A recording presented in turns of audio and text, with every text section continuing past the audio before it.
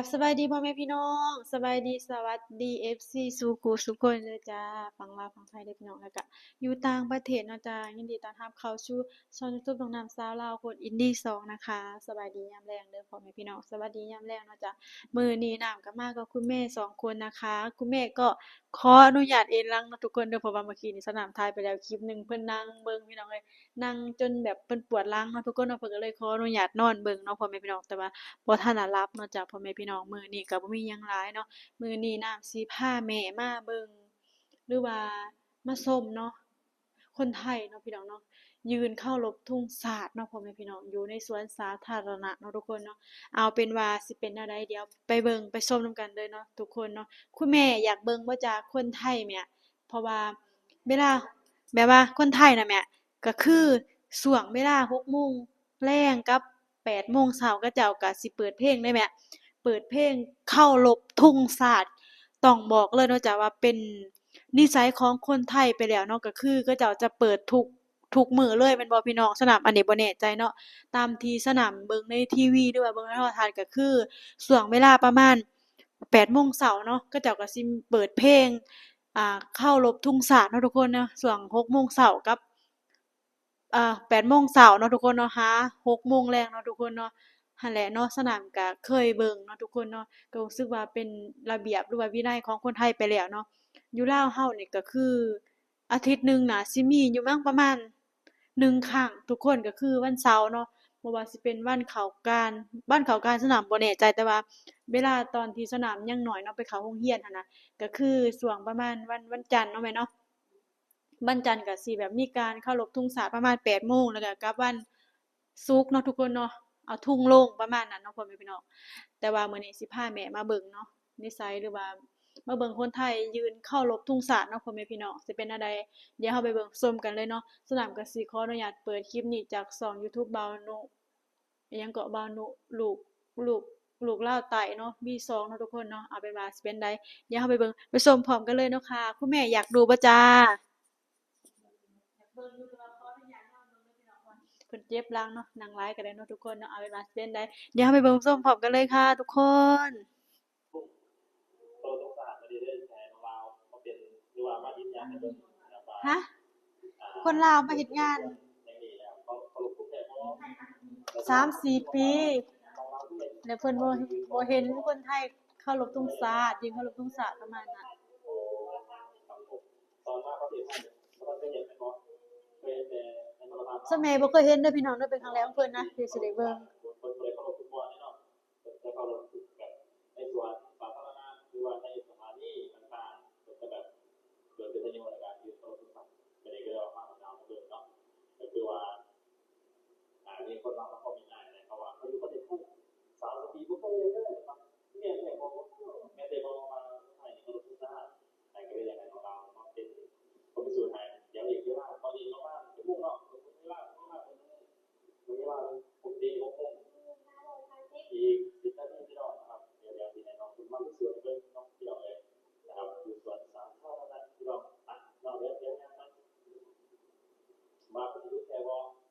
แม่อันนี้เป็นสวนสาธารณะได้แม่เป็นสวนที่เฮามักไปได้เวลาเฮาไปไทยนะสิมี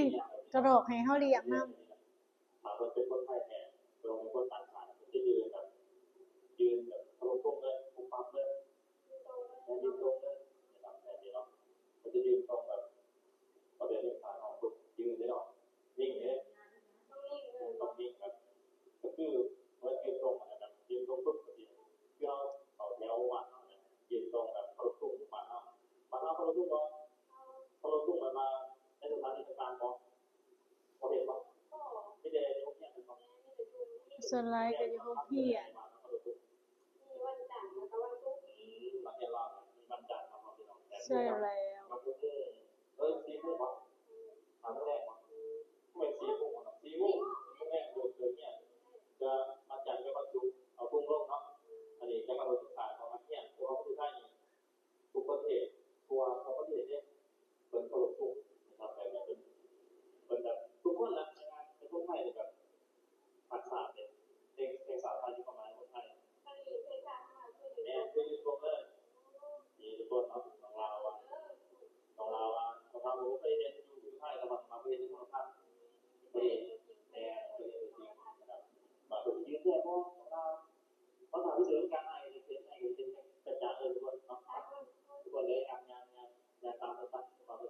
จะมาแล่นออกกำลังกายได้แม่เป็นสวนเด้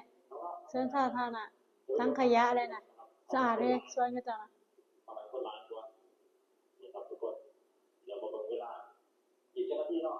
เบิ่งเวลาไอ้อีก8 นาทีที่มาพอดีงานข่าวตอนนี้ครับทุกคนวันนี้มากครับพอเราเต้เรามาเต้ที่ฟังกันทุกคนเลยเดี๋ยวให้น้องเบิ่งมาเอาที่เชื่อกันครับเพราะว่าคนเราอะเขาเชื่อเขาแบบอาจจะบ่เคยเห็นใช่ไหมไอ้บ่ได้ใจนะเพราะว่าเนี่ยคือว่าแสดงว่าเฮ็ดงานกลมหลายแสดงว่าคนลาวคนนั้นที่เฮ็ดงานอยู่ประเทศไทยนี่ไม่มีเวลามาสวนนะโทรทัศน์ก็บ่เคยเบิ่งใช่30 ปีเราก็เคยเห็นก็เลยว่าไปที่สวนต้องกันให้เราให้น้องลาวมาที่สวนต้องง่ายเนาะว่าเพิ่นยืนแต่บ่เพิ่นผัวเพิ่นงามบ่แม่ผัวข้ามสะพานข้ามคลองเพิ่นในสวนนี่แหละผัวก็สวยคุณแม่ว่าแสดงว่าคนไทยก็จะรักษาบ่เพราะว่าถึงเวลาร้องเพลงเขาเจ้าก็ร้อง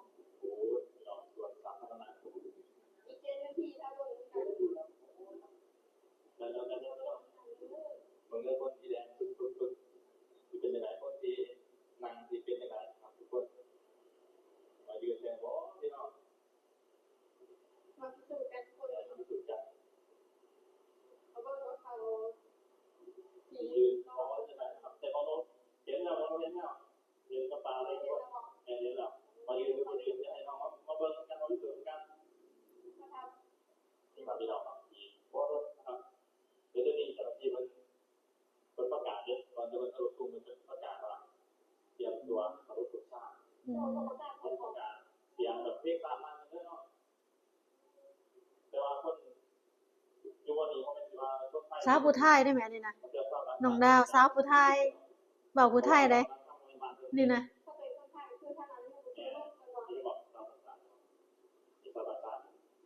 แต่ว่าถ้าเป็นคนไทยเป็นลูกแน่นอนเพิ่นรับแม่นบ่ลูกเป็นแน่นอนแต่ว่าคนเอามาคนลาวพวกขาวเลยน่ะคนลาวคนนี้คนต่างชาติแต่อาจจะบ่ฮู้แต่ว่าถ้าเป็นคนไทยแท้เป็นนางแบบนี้ลูกปั๊บเด้อลูกปั๊บเด้อคือแบบนี่ก็จะวิ่งออกกำลังกายในยามแลงน่ะจะอาจจะนอกเรื่องตอนนี้กฎหมายเนี่ยส่วนสาธารณะไทยกำหนดมาที่ลูกแต่ก็ส่วนไหนเดี๋ยวรอในพวกเราตอนนี้ก็ไม่ได้น้องโอเคเลยเดี๋ยวพี่ครับทุกคนเปิดเพลงได้แน่เพลงกำลังมาเลยแม่เป็นแดงเดี๋ยวยืดต่อเดี๋ยวจะลุกขึ้นเนาะเพราะว่าไม่ต้องการเปิดที่แดงก็จะยืดเนาะ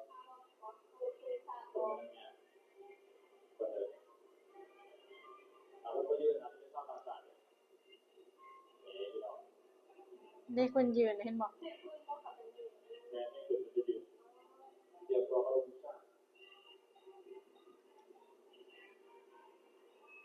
โปรดเตรียมตัว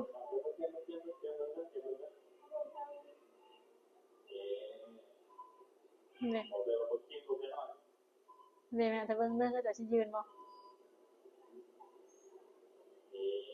นี่ก็จะหยุดนะอันนี้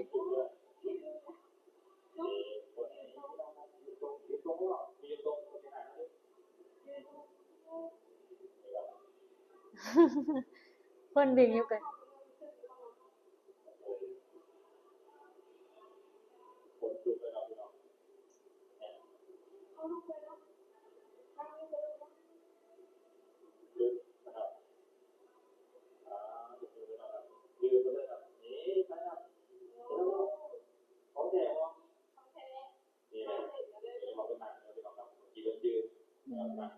ยางเลยนี่คนที่บอกเพลงแล้วมันยางเลยแม่นบ่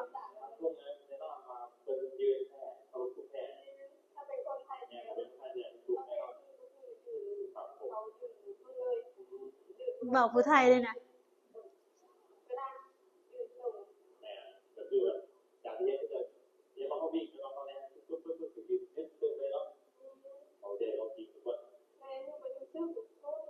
มีแต่คนที่เขาเมนมายืน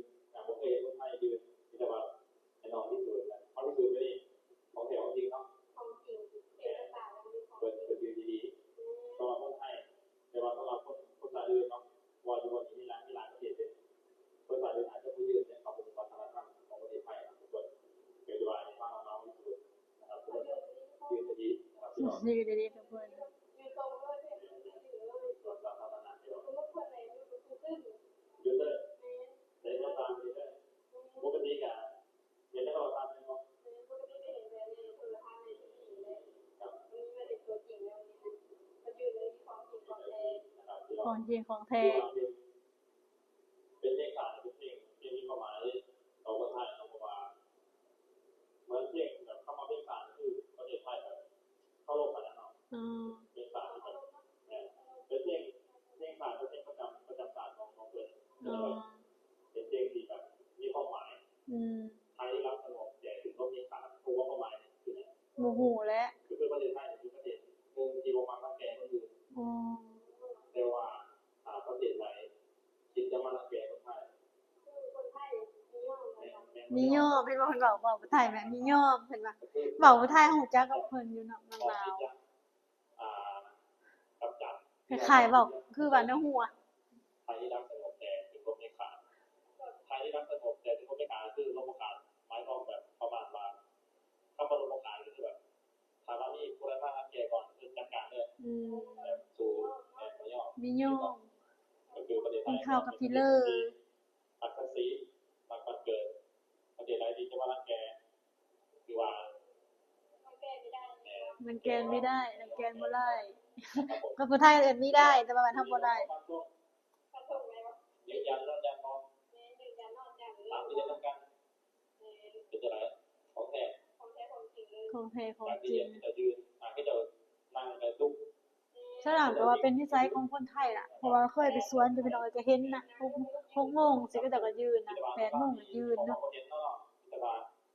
ไอ้มาเบิ่งคือว่าไอ้มาเบิ่งที่ร้านค้านี่ก็ได้ประมาณ8โมงเช้ามันไปยืนแล้วก็6โมงแลงไปยืน ทุกๆมื้อเนาะ ในที่ไปกันที่ว่าเป็นบอลศูนย์ร่วมที่แบบคนที่ว่าเป็นมีสถานีวิทยุแห่งนี้แต่ว่ามันบ่เป็นฟุตบอลแน่นอนอาจจะแบบบางบอลมันก็บ่ได้ยืนแต่ว่าเป็นบอลที่มีเป็นส่วนร่วมแบบนี้นะก็จะยืนนะครับทุกคนโอเคครับพี่น้องครับขอบใจขอบคุณน้องสาวหลานด้วยนะเนาะที่มาเก็บเกลียดนะครับเป็นแขกรับเชิญในบอลลูนวันนี้ครับอยากให้เป็นวันครับทุกคนสวัสดีครับพี่น้องครับแบบนี้หันอยู่บ้านเฮาแม่นบ่ค่อยเห็นเนาะแม่เนาะอยู่ลาวอะพี่น้องยืนเคารพธงชาติน่ะก็คือสิเห็นช่วงวันมีแต่นักเรียนก็คือคนธรรมดาประชาชนทั่วไปจั่งซี้ตามอยู่หมู่บ้านจั่งซี้จะบ่มีนะการยืนตรงเคารพธงชาติช่วงประมาณเวลา8โมงเช้าหรือว่า6โมงแลงเนาะทุกคนเนาะนี่แหละพี่น้องเอ้ยความแตกต่างเนาะระหว่างไทยลาวนะ